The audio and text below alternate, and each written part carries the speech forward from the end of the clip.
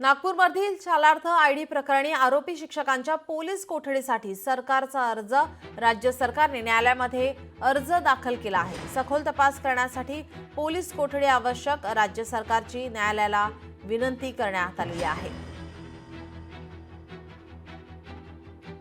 आपले प्रतिनिधी ज्ञानेश्वर पवार आपल्या सोबत फोन लाईनवरून जोडलेत। ज्ञानेश्वर, काय अधिकची माहिती?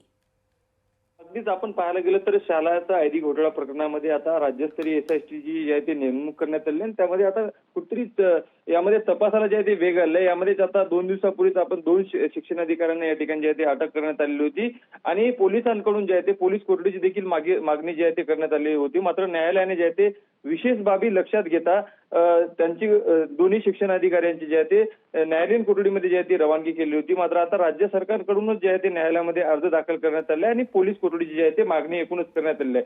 त्यामुळे एकूणच आता पोलीस कोठडी मिळते का हे पाहणं अत्यंत महत्त्वाचं असणार आहे आणि या संदर्भामध्ये आज जे आहे ते निकाल येण्याची जी आहे ते शक्यता आहे। जी, धन्यवाद ज्ञानेश्वर, आपण दिलेल्या सविस्तर माहितीसाठी। लोकशाही मराठी ऐका, पहा, जागरूक रहा।